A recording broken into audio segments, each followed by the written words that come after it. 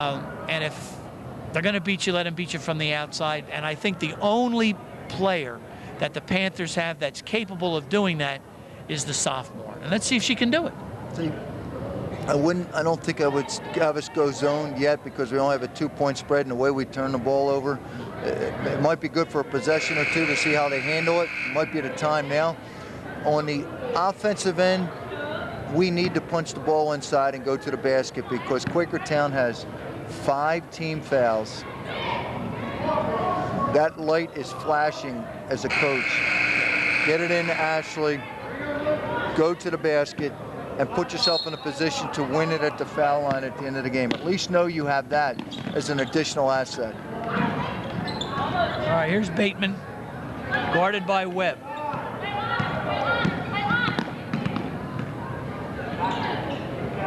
.31 into the game for the first time is Kristen Gradle. See, it helps that they don't make a lot of the inside shots. Unless they're using the backboard, they don't make short shots.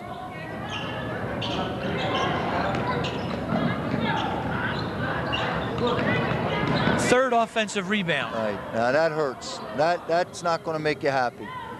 1 out of 3 you think they can make. Here's Gradle.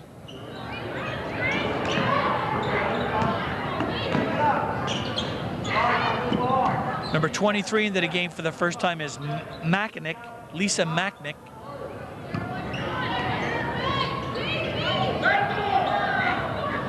She's so clever. Bateman's always moving. 31 grab, Gradle. Kristen Gradle. That makes it the sixth foul. Norristown's in the penalty for the rest of the game. That's where you want to be, Joe. Bonus situation. 6:56 left. That's where you want to be. Fast track into the game.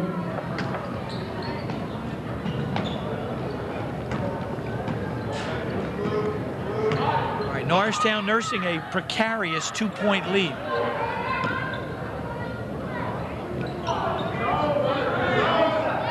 I understand the boys won tonight, Bob. Well, that I would expect. Okay, we're bonus. Yep. Consistently now, at least one, Joe. At least one. Foul Gradle, her second, team 7.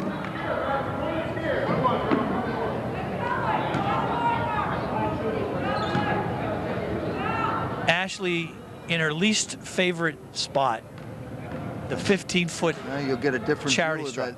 that offhand. You see how it pulls off the ball? It actually goes behind her head.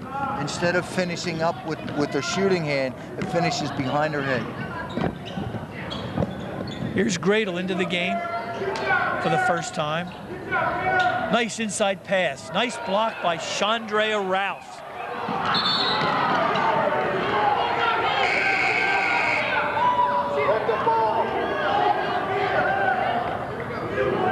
Eagles got a break there, Bob. The Panthers got somebody loose underneath, and she missed the layup. And Rouse recovered. But the fact of the matter is, she still gave herself the opportunity to get beat.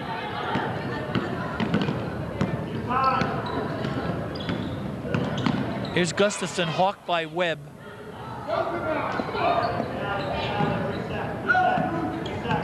Christine Kine. She's walking. You better believe it. She moved the foot. It's a good call. She walked. She hadn't took that step.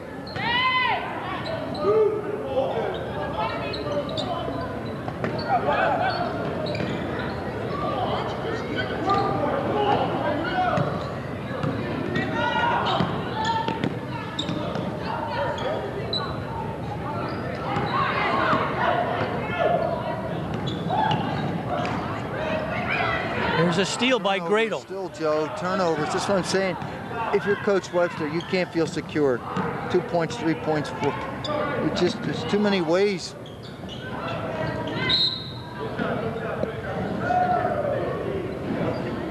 All right, Christine Kime shook herself loose on the baseline. They got her the ball, but before she could put the ball up, she was fouled. Running the same thing over and over. and our players still are getting beat by this and committing fouls out of it. And this is tough because Lamara's now out of the game. You have one scorer on the court for Norristown. One. And she's an inside scorer.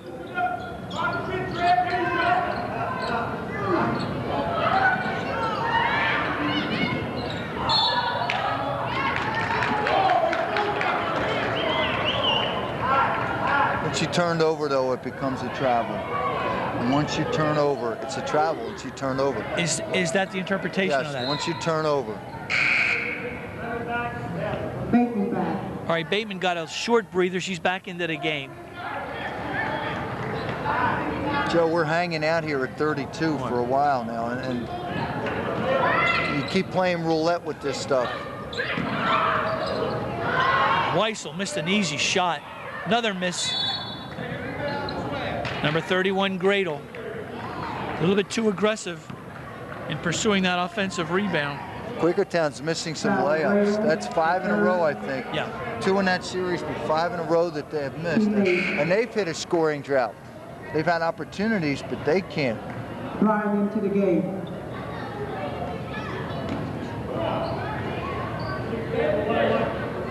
At least, I don't think she scored this game, right? Bass Shamira hasn't has scored. not scored. Right? She has not scored. Looking to extend the lead. And does. Bass makes the first of the 1-1. Norristown lead up to 3. Confidence booster for her. You're absolutely correct. Pick up a point, pick up the second one, and that'll help your ball handling. Start feeling better about yourself. Drops in the second.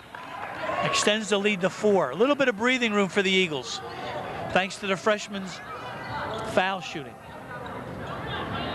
Now, look at the lineup, Joe. Let's see what we have. Courtney's back in. All right. Now, the referee... Now, we're beatable here, Joe. The referee warned Ashley to calm down. There's a baseball pass. Opportunity. All right, here's Bateman.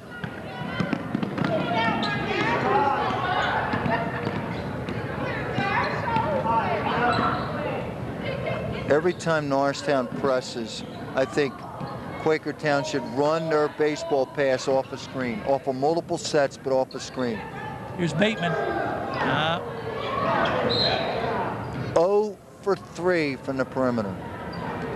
You're exactly correct. And that one, even binoculars couldn't see the basket.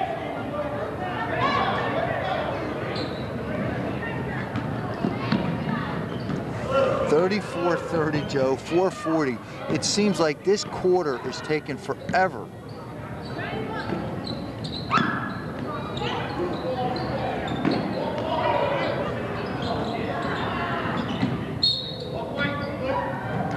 Oh, I thought Weissel knocked it off. Knocked it out of bounds. Let's see, 4 across again, nobody back, and D'Andrea doesn't see. What she should do is pass the ball off D'Andrea's back and inbound the ball. Here's Gustafson, guarded by Webb. Weissel at the high post, looks inside.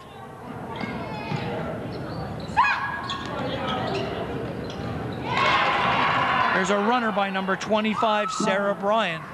I don't know what D'Andrea was doing when she called shot and the ball was still outside.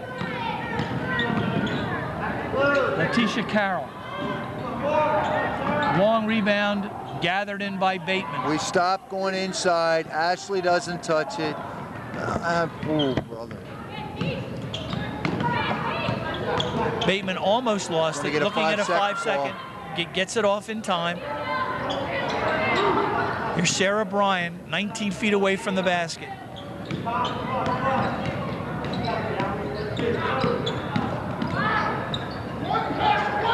Nice pass inside.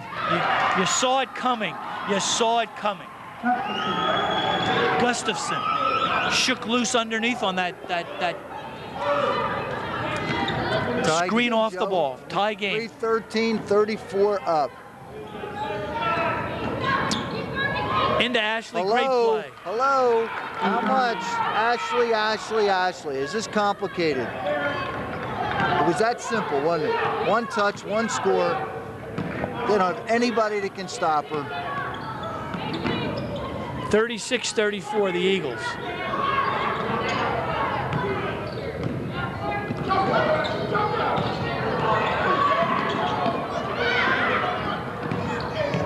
That's good. That was a good call. Yep. Good no call. She touched it. Wiesel. Right-handed again. Well, until somebody makes her pace, that's what she's going to keep doing. It's going to be a heck of an ending, Joe. 2:20, something to go, 36 apiece. I don't believe that. All right.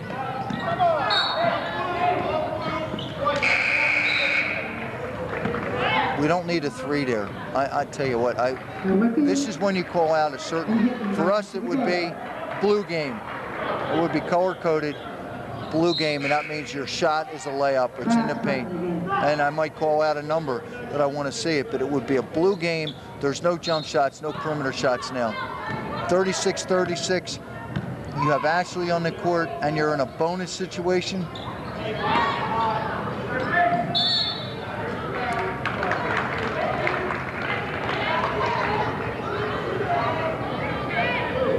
See, now they picked up the foul, and Ashley didn't even touch it. Right. Foul on Wiesel. Well, they're so conscious of her underneath. 2-9. O'Donnell on the line. That foul is Wiesel's 4th. Ashley on the line. Looking to give the Eagles the lead, and does not. But Lamara came up with the ball. Letitia Carroll, First basket. the smallest person on the court. Big shot for Letitia. 38-36. Eagles by 2.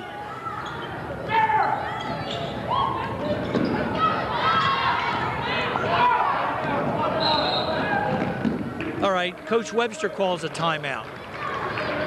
And the reason would be, Bob? Well, now you have 1:39 to go, and he's got to tell his guards, his perimeter players, there's no jump shot. I don't know if he's going to 4 corners right now or if he's going to delay game it. I don't know if he has the personnel to do it. Okay? He's certainly reminding his players of a foul situation on both sides. Norristown is in the bonus for 2 for the remaining 1:39. Quakertown is going to have, right? Or Norristown has a couple fouls to give if they have to foul. Yes. That Ashley has to touch the ball. Defensively, there's no fouls. All right, it's going to be an interesting minute 39, I'll tell you that. They always are with this team. First thing you have to do is get the ball inbounded successfully, Joe, because you're only at a 2-point game, and we have not, if you're Quakertown, you're telling them to foul. And you want to foul 5? Ashley? Ashley would be a good choice. I wouldn't foul Lamara. I wouldn't foul Bash. Courtney Blake I would, Letitia I would, and Ashley I would at this point. Those are the 3. If I'm coaching the other team, saying, look, those are the players you got to foul. If you don't steal it right away, foul it, let's get the ball back. Make them earn it. Now they're going to look to double. All right, here's Bass on the right wing. See where she dribbled, though, Joe? She dribbled right to the corner. Stay out of the corner, keep it in the middle. And she has to be conscious of a double.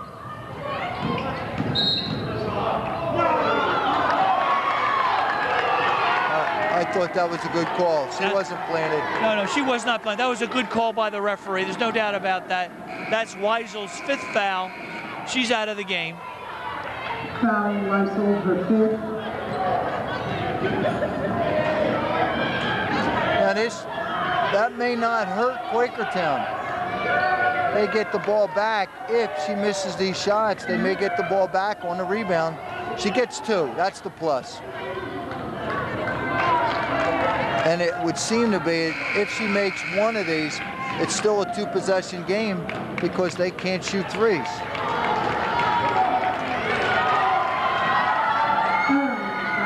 All right, into the game for the Panthers is Bailey Irvin.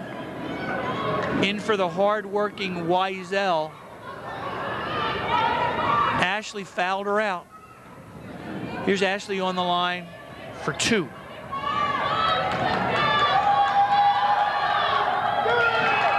Big basket.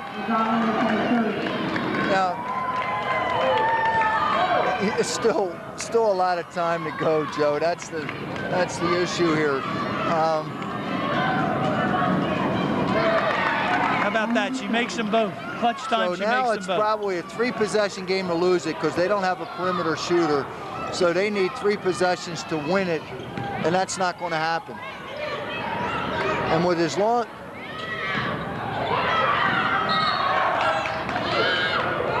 All right, knocked out of bounds on a hustling play by Letitia Carroll and Courtney Blake. Norristown's very excited right now, Joe. They know that you only have a minute, 62 seconds to play it. Oh, it spills out. Big rebound. Who else? Ashley O'Donnell. But the thing is, she was open for that shot, Joe. She was open. Incredibly open. Changes the game. And how about that? She makes 2 clutch free throws, and she makes the probably the most important defensive rebound of the game. We've had the pleasure of watching her for 3 years, Bob, and she's been a pleasure to watch. I've had the double luxury because I had her in classroom as a high achievement student, and she's just a great kid. She's academic, she's polite. She really has put her heart out on this court this year. Yes, she has. She has been a leader by example. Now, for the audience, it's 40-36, 51 seconds left. If you're Norristown, you don't need to shoot. If you have your delay game, you can work it. They're going to foul you very quickly, so you don't have to hold it for a long period of time. You want the ball in. If Bass is on, I don't think she is. You want the ball in Lamara Hinton's hands or Dara Webb, although foul line is a question. I would prefer it's in Lamara Hinton's hands. You only have probably one foul shooter on the court right now. Yeah, you're right. That would be Lamara. Lamara. That's it.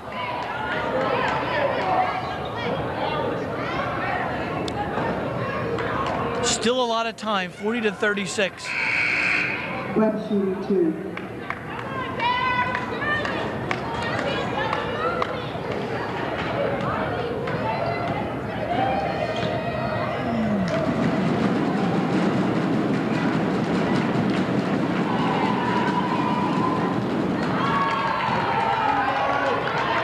See, we can't say it's over till it's over, Joe, because right.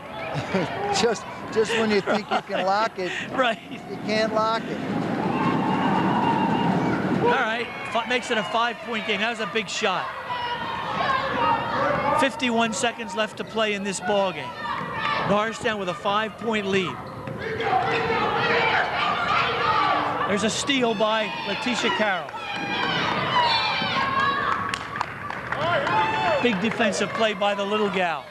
Yes, and she has not figured big in the game up to this point, but she had a field goal that was important, gave them a momentary lead. She has a steal there, and it leads to Dara Webb going to the line. That's right. They still have to make foul shots. 39 seconds left. Still need to make your foul shots. I believe this, if Eagles come away with a win, it would be their first 2-game winning streak, I think, this year. I think you're right on that.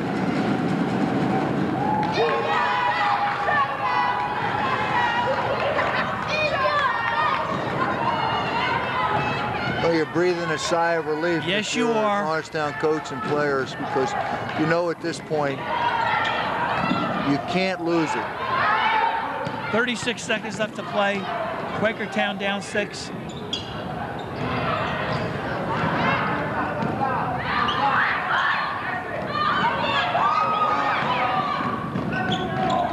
Dara Webb, nail in the coffin, game over, start the bus. Did you see that 3-point shot?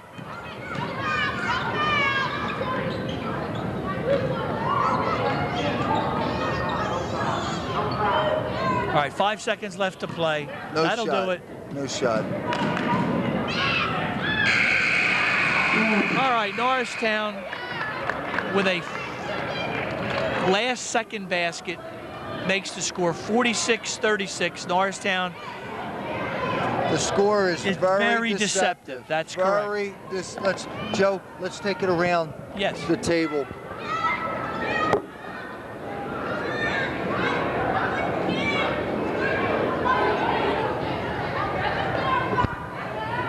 People will read in tomorrow's Times Herald that Norristown won 46-36, but as Bob mentioned, that score is extremely deceptive.